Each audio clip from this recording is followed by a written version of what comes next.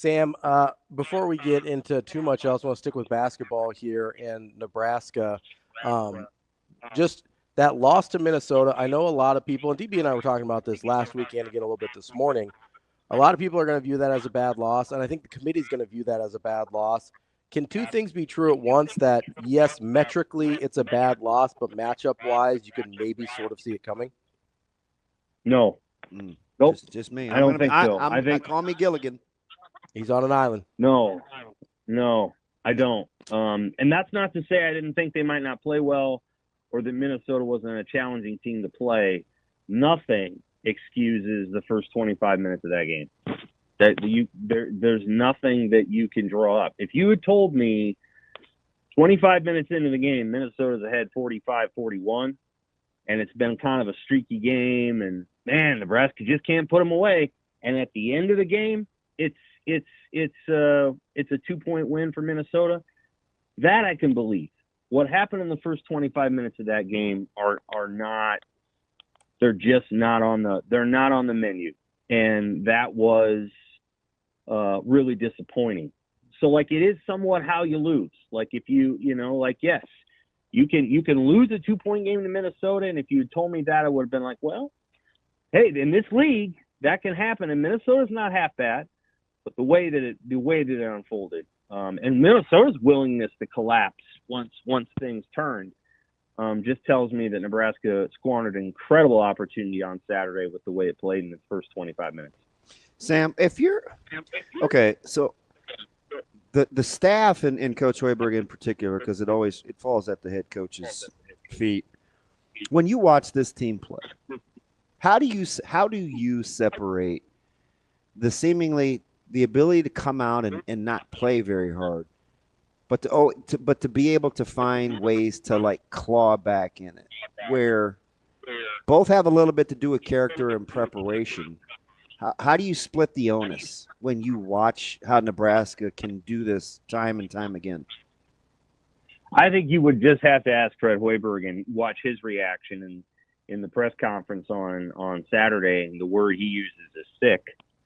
And then the way that he says, it's the body language, and we get slapped around a little bit, and our heads are like he's telling you his own interpretation of that situation. And I think what he's saying is his team should be over this. And there was an opportunity again early in that game to get way up on Minnesota and just stay there. The Nebraska women were on the road yesterday, but similar to that, and so like the Nebraska women. Nebraska women lost a game on senior day to Washington that did not surprise me. Washington is playing for a lot. Washington won again yesterday. Washington is a good basketball team, maybe better than Nebraska. And the game got away from Nebraska late. They had some injuries. They lost by 18 or whatever. The reverse on Saturday with Nebraska's men's team is different. Even though they only lost by 2, you must fault the preparation with which they came out. And you can't, there's something there where if that's the way you come out and play, and then to start the second half, you're only down 8 and the thing gets down, or 9, and it gets to 19 in 5 minutes, man, there's just something not going right with the veteran players on this team. This is not a group of freshmen. This isn't John Calipari's freshman team at Kentucky. This is senior. In many cases, fifth-year seniors. In one case, the guy's 24 years old. That just can't happen. And so they're in a tough spot.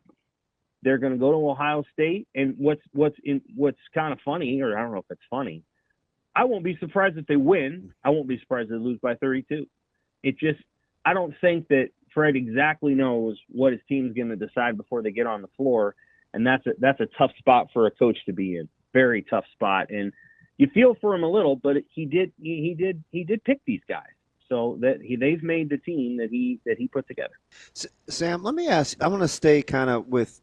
I want to go back to Nebraska basketball here for a second, and kind of the emotional psyche over this long a time, and in essence, a season, the first week into March.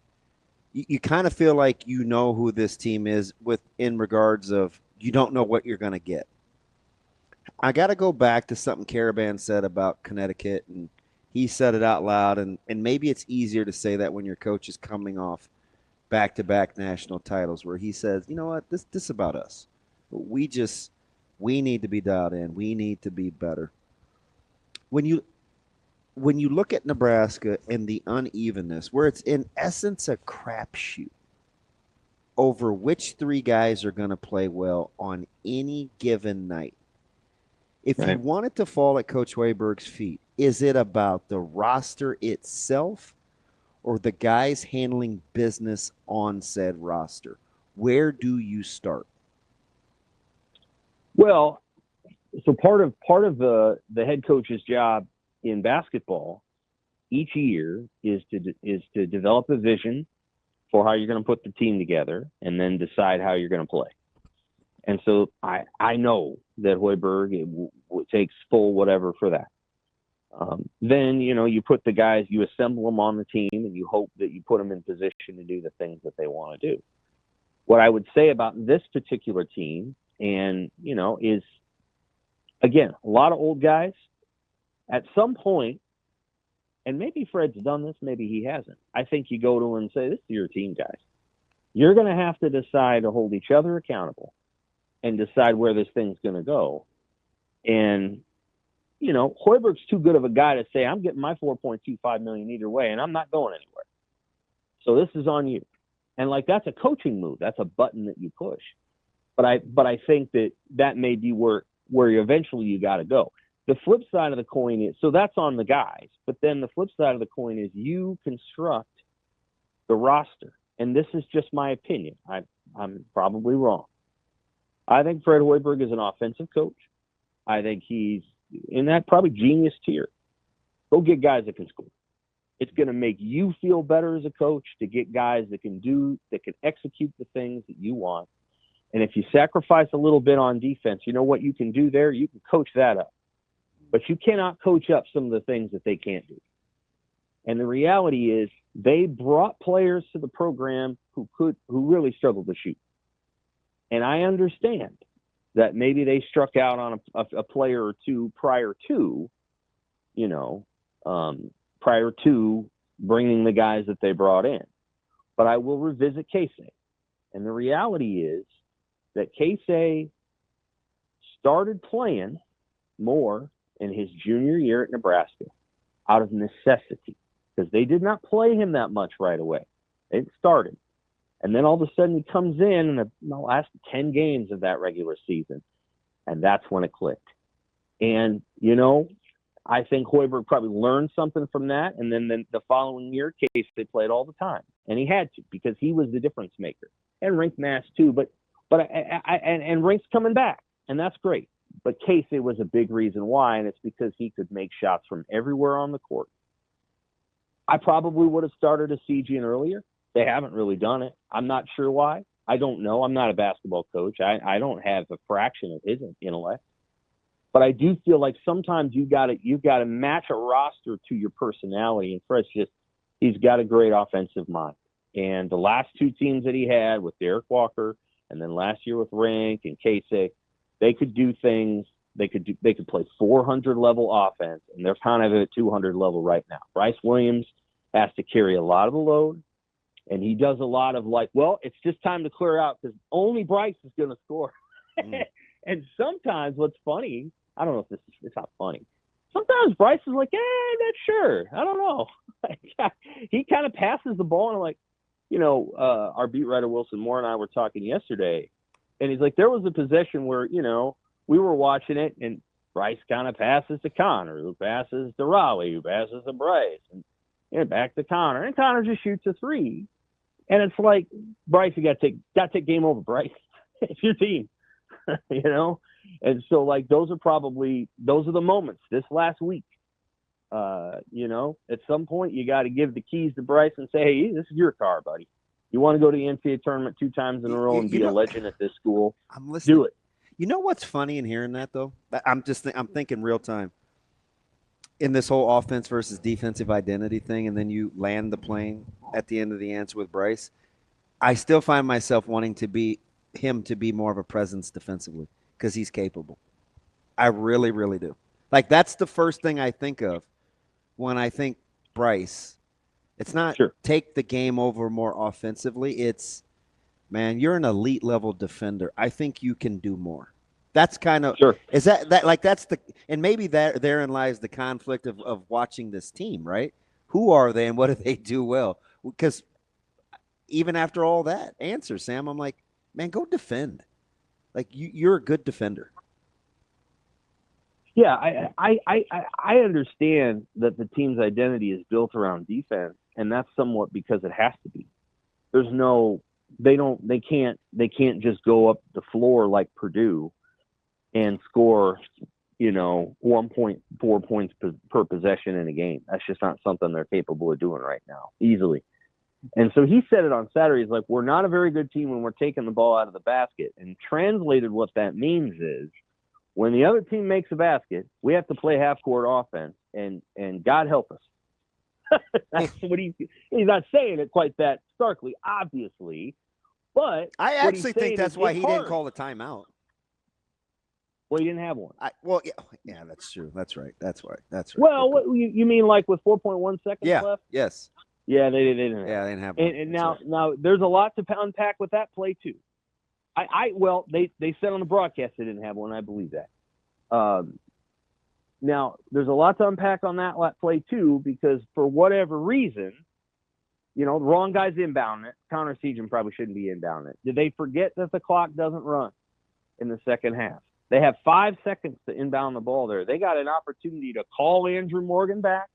Andrew, come back, inbound the ball, get the ball to Bryce, let him get up the floor. They had time to do that. They didn't. Bryce points, tells, I think it's Jawan, pass the ball to Connor, or I pass the ball to Sam Hoiberg, and then Bryce is kind of trailing the play. Sam's going up the right side. He has to pass to Andrew Morgan.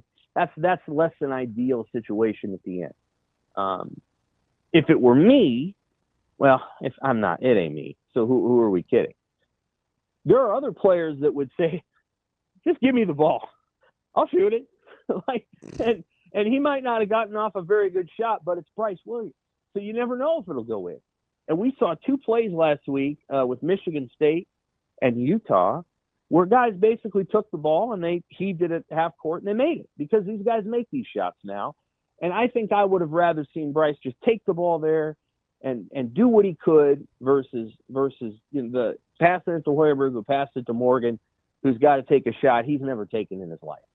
I'm guessing Andrew doesn't practice that shot very much, whereas I'm guessing Bryce practices half-court shots with some regularity. So, that's another moment where it's a frustrating team to watch. Obviously, people want so badly for this to be successful. The fans are great. And Hoiberg's good. Like, this isn't about Hoiberg. It's about you. It's about creating a team in the offseason that can come in and do the things that you as a coach love to call, which is to be an offensive coach. Sam, it's kind of funny. We lost the great Gene Hackman last week, and the first thing I thought of when you're saying that is Jimmy Chitwood in the huddle said, "I'll take the shot. Right. I'll make it." Right. Right. Like, I'll make it. Right. There's a certain part of it, and I've sort of talked about this sort of throughout the year a little bit, is just even if it's the right basketball player or whatever, at some point Bryce Williams just has to know that it's his shot to take, right? Like, that's sort of like good, bad, indifferent. It's his shot to take. Yeah. I mean, well, it could be whoever's shot you want it to be. Connor Seaton can shoot it too, and I had no issue with that shot last Monday. None. That was the right decision based on what was in front of Bryce and where Connor's at on the floor. There's nothing wrong with that shot. And then on the last one, Burke's, he's the only one that can catch the ball. So, he's got to take it. And so, like, I understand the 2 against Michigan. I think there was an opportunity to do something just slightly different against Minnesota. Here's an example of the coach and the identity thing. You can go back through the history of Rick Pitino, and I'm not going back to Providence when they shot more threes than anybody. But, I mean, his time at Louisville up through now at St. John's.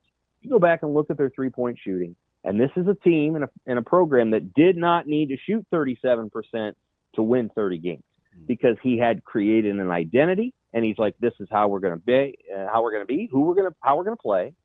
We're going to get these kinds of players who are athletic and tough, and defenders and rebounders and all these things. And then he built programs that did that. And look what he's done at St. John's. He's done it again. And he's found a way to say, hey, they can't shoot. They can't throw it in the ocean, but they're tough. And they fit who he wants them to be. And so he's comfortable in that realm. And all I'm saying is that, like, if Janowski and Frager are the shooters that I've heard they might be, then maybe they're going to be better next year because they chose to redshirt those guys. But otherwise, they need guys that can make shots so that Fred can be full Fred and not, hey, I got to try to figure this thing out with a masterful defensive effort against Michigan. Their effort's incredible against Michigan, and they fall short because they don't make shots. And one thing I did think was going to be hard to do is duplicate that effort that they had against Michigan, because it must have just been heartbreaking to play that hard and then not make a shot. That's got to be tough. And so they can play hard. We saw it against Michigan, but it's hard to sustain when you don't make baskets, which is why they got to recruit guys that can.